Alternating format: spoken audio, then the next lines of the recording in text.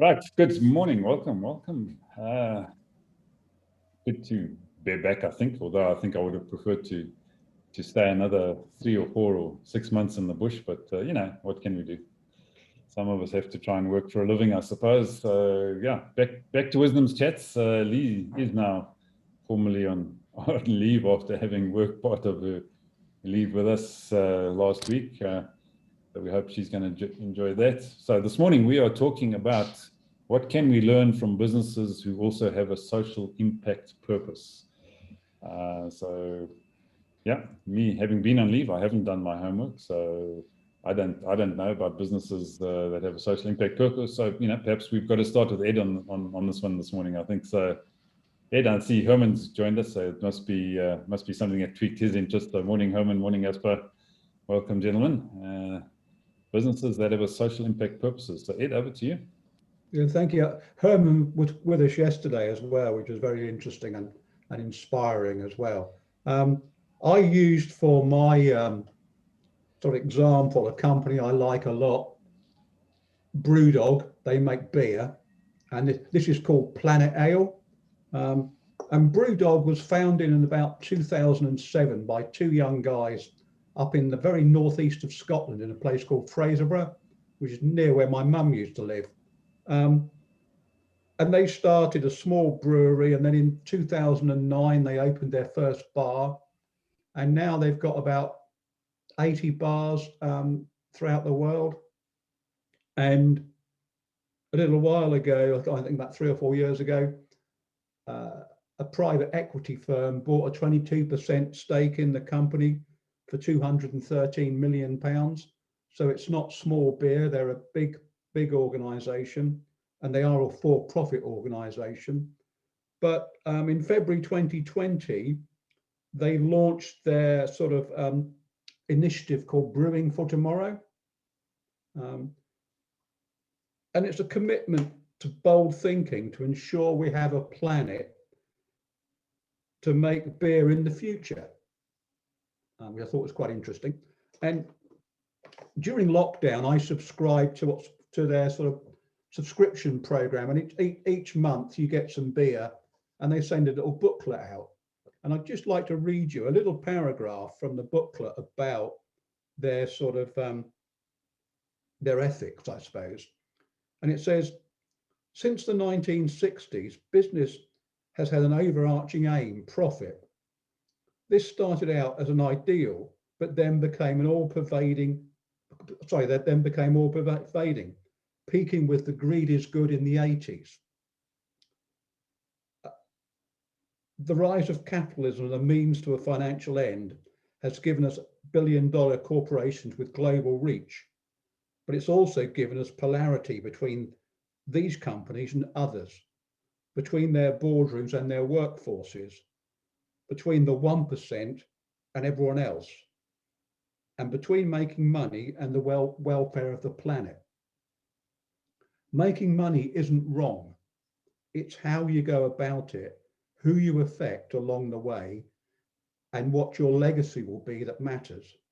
Cutting costs to achieve your aims leads to a race to the bottom, not to the top. It has given us, for example, industrial lager, and who wants that? And that made me start thinking about, well, when was this change in capitalism? Because capitalism's been around for a long time. And I remembered when my dad left the Navy and joined a firm called Pi in Cambridge, which was an electronics firm. It was a good firm to work for. They had a subsidized canteen. They had a sports club, which is one of the reasons my dad went there.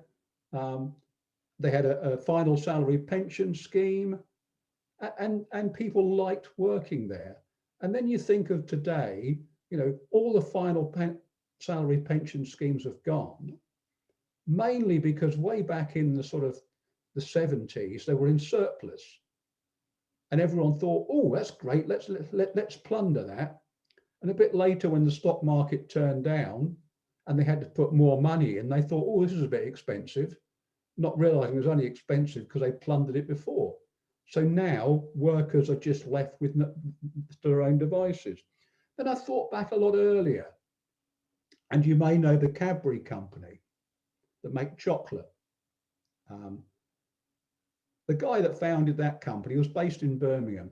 He moved the factory out of Birmingham, and he actually built houses for his workers.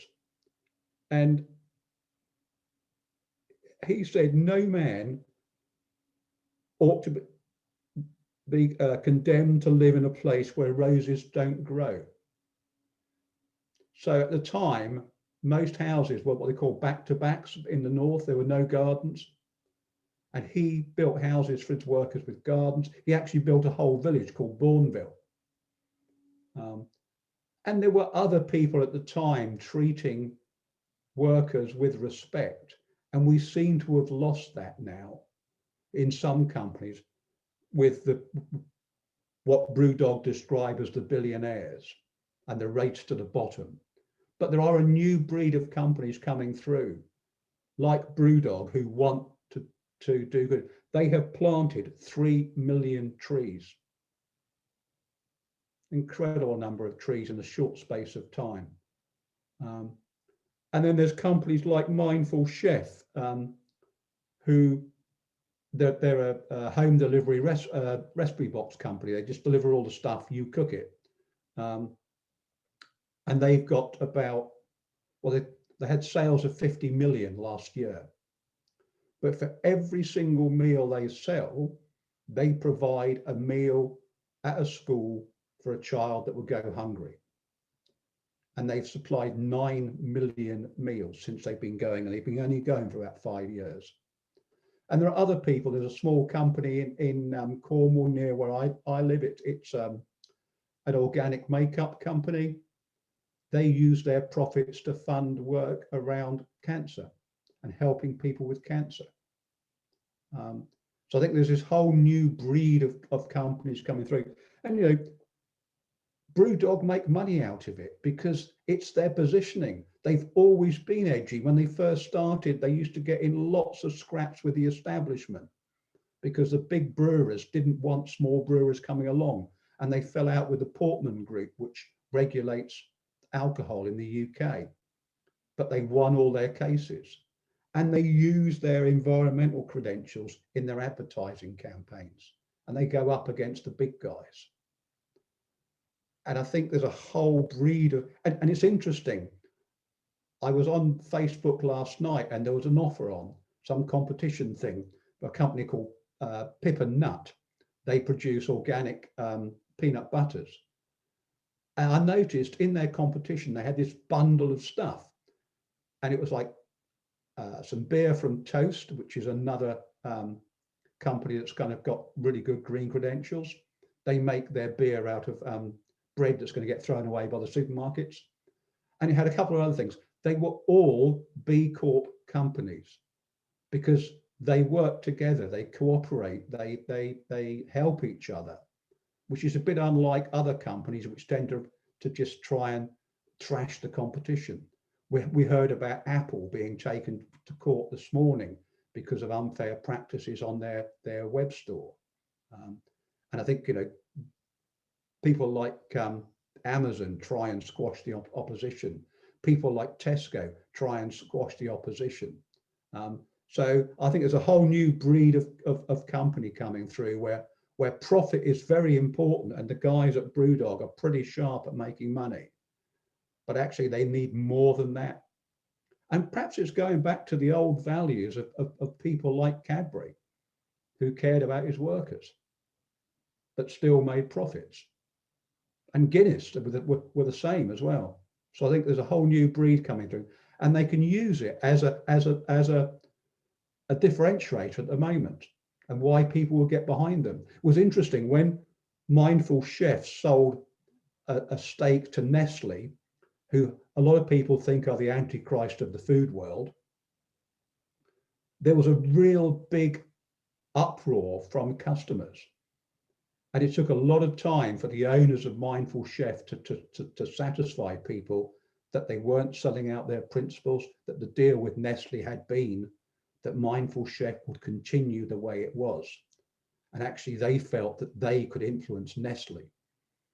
And Nestle are starting to see that actually there are businesses with models different to theirs that are doing well. And it's their way of getting into that market. And I think we'll see Nestle actually be, what's the word for it? Brought back into the fold from being seen by people as being a nasty organization to being a nice organization. So those are my thoughts, and a bit of a ramble, but I've been drinking too much beer last night because Brewdog's a carbon negative company. So the more beer you drink, the better it is for the environment. And the sooner Castle Lager get that message, the happier I'll be. Good, Dave. Thanks. Yeah, I'm a little bit worried about the methane emissions after all that beer, but you know, we won't go down that route. So Herman, you said you might have to duck out a bit early. So yeah, let's hear from you. Well, I didn't need that excuse when I was still drinking, that I would, you know, make a positive, excuse me, a positive contribution to society. I think business actually should have a self-interest, because you can only have healthy business in healthy societies. And I appreciate the examples Ed shared with us, but unfortunately, they are still the minority. And one of the reasons is very simple, that I think society is out of balance. And namely, we have a very strong private sector in form of big business. We have a very strong public sector in form of governments. And we have a very weak private sector. There's, by the way, an excellent book called Rebalancing Society, which you can download on the net for nothing, by Professor Henry Mintzberg from Canada. It's fascinating reading and quite simple and logical. Going back to, we know that businesses have social impact on society, but unfortunately, many of those still operate, should I say, within a kind of a negative impact.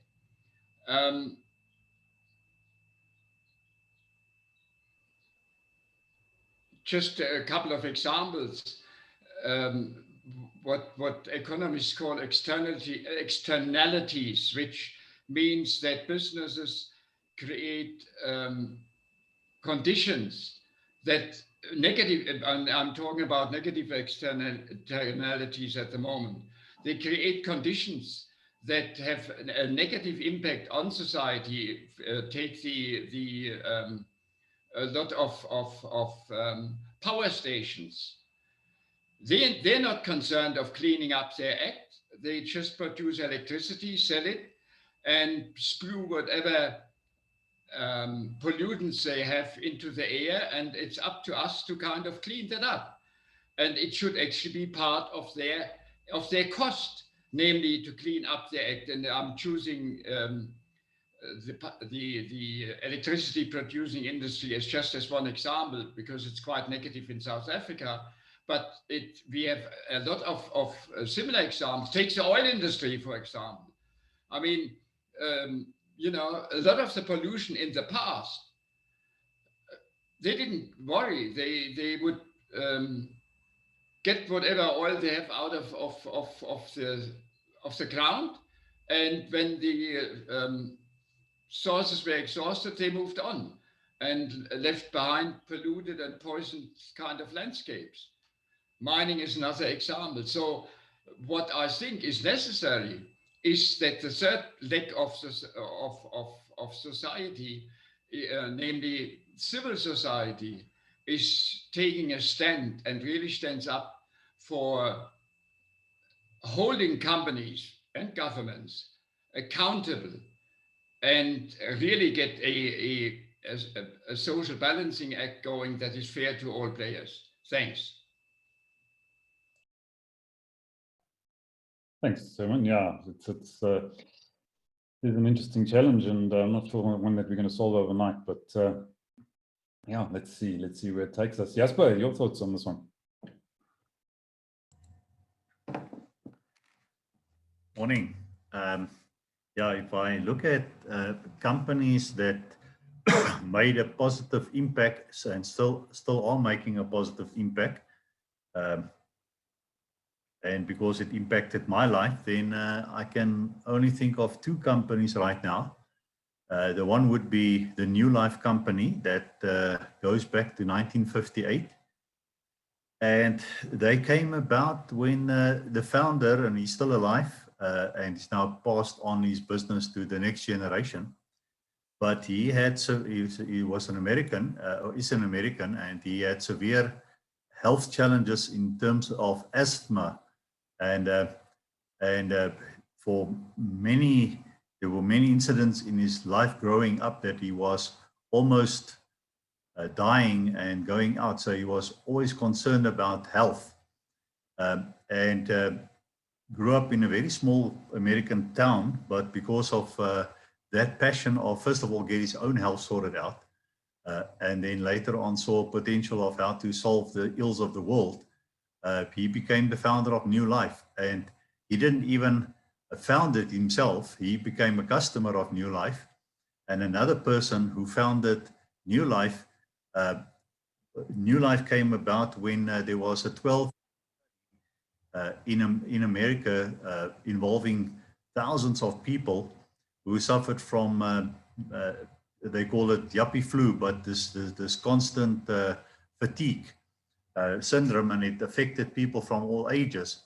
And after 12 years of that study came this first product, which is today called Formula 4, but it's the complete balanced nutrients. And those days people didn't know the effect of vitamins and things on your body.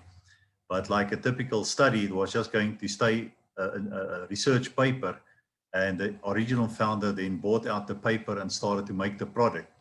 So by the time that Jerry Brasfield came on the scene, he benefited from the product, but he became so positive about the product that he then moved on and included it in what he was also doing at that stage. And he was the leader in biodegradable products. So with organic nutrition, therapeutic nutrition, biodegradable products, what started in this little town in Porterville in the USA has now expanded into all the continents of the world. And it has certainly impacted the life of me and my family for the last 40 years, both in health and also empowering people, because they were the leaders in terms of putting up a profit sharing model that, to the degree that you buy in, that you add value to the whole concept of changing people's life and creating testimonies, to that extent you benefit. And me and my family have certainly benefited a lot out of it. Then the other company that has really impacted me, and I only knew about them in 25, was the ICCC, International Christian Chamber of Commerce. And that came out of a man in Sweden, Gunnar Olsson, who was very successful, and in his early 30s was almost like a PA to the king of Sweden at that stage, and then had a spiritual encounter, and he just knew that his life was going to change. And he went through a stage to say, all right, but you know, I've now given my life to Christ, but I don't fit into a church. What's wrong with me? And then in that search, he realized that that you are called to be productive in the area of your calling. And he was a businessman. And he went through a stage of saying, okay, how do I serve God in my business? And there's a book written on it. And I know Trevor has read it, and it's one of the books that has really impacted my life. But how he just said, but if God is real, why don't we see him operating in the marketplace? And in that search, he became, he went through some hair-raising experiences that I haven't yet gone through, but it's inspiring to see how he came out on the other side. And today he's a very successful businessman in Sweden, but has started a movement that is now in more than 100 countries of the world. And the impact that they have is quietly in the business world, but specifically in relation to Israel. And I was privileged to also serve on the board for a few years and be part of that outreach to Israel. And they, at one stage when this is, what do you call it, suicide missions was the height of the day in Israel, and it killed all tourism. And tourism was a big thing for Israel at that stage, and the economy was really going down the tube fast. The ICCC leadership reached out to Israel to say, how can we serve you? How can we help you? And out of that was birthed a day that today called the President's Day, but they then they invite embassies and business people from all over the world to come and see what's happening in Israel and how to liaise with Israel. And out of that first thing that was arranged by the ICCC, in that one event, something like $25 million worth of business was written, and it was one of the turnarounds for Israel. And I was privileged to attend one of these events where they had a limited table. You're only there by personal invitation, but the table that had the most people and where the government leader sat with the people was at the ICCC table. So just behind the scenes, there's so much happening in the world that we're not aware of because it's not publicized. People don't know about it. But those are the two organizations that has made a big difference and are still making a big difference in my personal life, but also continue to do that in the rest of the life. Great, thanks, Jasper. Yeah, slightly different spin on the topic, but relevant all the same. So thank you for that. Laura, good morning. Welcome. Good morning. Yeah, I'm awake. I really have no idea what you're talking about. We're talking about businesses that have a social impact purpose. So for-profit businesses that have a social impact purposes. Social impact, good or bad? I read methane. Good we hope. Yeah. Well, I read methane in the chat, and all I can think of is I saw Diet for a New America. I read the book with John Robbins, and he's the son of the Baskin Robbins founder, and he went vegan because he used to eat a lot of dairy growing up because of the cows. And when I read the book and I watched the documentary on it, it was quite appalling the amount of methane gas that is released as a result of the cows that are farmed for dairy. That's what came to mind. I thought of cows passing gas, so for lack of a better word. I really don't have any idea where to go with that. So I'm going to take a one down and listen as a thankful, grateful observer. Okay, good. That's all I have. Okay, well, we'll have to go across to the intellectual in the group and see if you can lift the lift the tone. So Thabiso, it's over to you. Okay, I'm having a bit of a problem with my Wi-Fi today again. But I think that, Elon Musk can curb the reliance on fossil fuels, and with Tesla and SolarCity is great. I think that Elon Musk is changing the world, and of course with his goal to actually take humanity to Mars, I think that it's actually noble and, honorable, but of CO2 emissions and, global warming, I don't really know much, so I'm just gonna leave that topic for another day. What I talk about is a priceless commodity, in imagination. And when it comes to imagination, I think that the company that leads, the pack is Disney. Disney has to be like the greatest company in the world. It is the hub in terms of creativity, and creativity is needed because it makes us think. It is what we use to make sense of the world, With cartoons, we can, communicate ideas that are not really possible, that are, mythology. We can do that with cartoons. So in terms of imagination, wow, I think, yes, I think that people who don't have imagination see monsters, I think that Disney, in terms of creating, something that the world needs, you know, something important. I think that Disney is the most valuable company in the world, you know, and it purchased, you know, companies like Marvel, you know, and it purchased Pixar. So it is the hub, you know, it is the pinnacle, you know. And of course, you know, people like J.K. Rowling as well, great, you know. They make us dream through imagination, and they make things that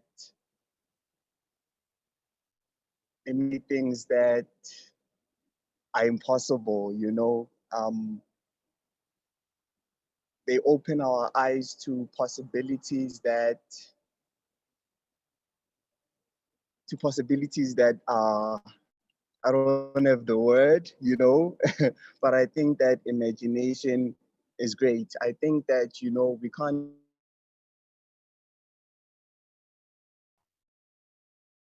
Oops, I think we've lost Thabiso there mid-sentence. So, all right. Unfortunately, he seems to have lost his Wi-Fi connection. So we have to go across now to someone else I know who enjoys his cartoons a lot, and that's Trevor.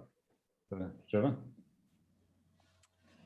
Yeah, I think this is a subject that we should actually reduce to cartoons because it ends up being a business science, but it's actually quite simple. I think when Ed talks about this brewing company and what it does in terms of cause marketing, load of old codswallop, man. 400, 500 years ago in the original pubs and taverns on the side of the docks, probably in Plymouth, the tavern owner, what do you think he did? He gave away a few free beers to actually get people to actually come and imbibe in the store. I put a link there. What's the difference between corporate social responsibility or cause-related marketing? And you can see there's a significant science between these two different elements. And if you go and study the history of corporate PR, so you'll see PR industry between America and Europe. These guys who are all the intellectuals will turn around and say, well, look, this is what major enterprises and organizations actually did to actually support their communities. And I think almost this particular topic, it's an absolute natural. You're either using it as a tactic to actually get more clients in. So the criticism of cause marketing is that it appeals to those people who enjoy the cause, but it also tends to put people off that don't enjoy the cause. So vegans, for instance, I mean, what a bunch of silly people, aren't they? So you go out there with a vegan cause marketing initiative and you piddle off everyone who likes a steak burger. So half of your market is gone, or probably more or less, I don't know. So I think, you know, it's whether this is a concept that tends to come from the heart. And there's one thing that I don't doubt about Ed Chapman. I believe that he operates from the heart. And I think that this discussion stimulated from an idea that Ed had is, how can I actually make a difference in the area of Camborne in Cornwall? And I honestly believe this has come from Ed's heart, and that cause marketing that comes from the heart probably has far greater impetus than cause marketing that is tactic oriented. And are tactics part of business science? Is it a business strategy? Yes, I believe it is all of those things. So it depends on how you actually want to position yourself in the marketplace and what you actually want to do with the revenue that comes in from the sales that you make. And I loved Herman's comment yesterday, which was related to sometimes you do business with those people that you don't really like, or that are perhaps not the type of people that you would support their cause. But what you can do is actually put whatever they contribute back to you in good stead in making a difference happen in the community. And if we refer to business science in the field of corporate PR, you have to consider sponsorship. So what are these brands? MTN, Coca-Cola, the old smoking brands, cigarettes, who sponsored soccer teams and football teams and all of those sort of things, which attracted thousands of people to stadiums and all that sort of thing. Were they doing it for a social cause, or were they doing it for it was good for building their brand and generating more revenue?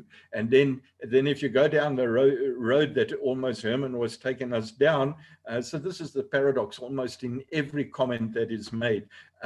If you do a deal with the devil and you take the devil's money, is that an argument for turning around and saying, well, I'm happy to deal with all drug dealers who are passing off some of their profits, and do I accept them in the marketplace so that I can use the revenue that they generate and split off to me to make a difference in the community?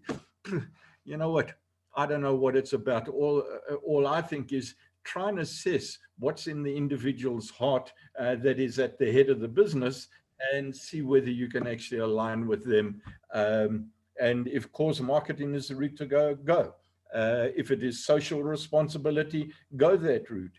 But go and study the science of corporate PR, social responsibility, corporate sponsorship, cause marketing, and see what the difference is in all of those. I haven't much to say on the subject, Ivan. Well, Ed's got some more to say, so I'm going to go across to Ed quickly. One of my other passions is a hatred of acronyms and initializations. And I'd just like to point out, as I did in the chat, that in the medical world, PR means per rectum. And I'll just leave it there. All right, thanks, Ed. So on that note, I don't have a lot to share other than this, seeing that Ed brought it up. But I think it all comes down to your point of view. So you know, that's the view I have when my cat actually walks across the laptop here. No, that's right. Yeah. Stop it. You got this. Just stop it. You got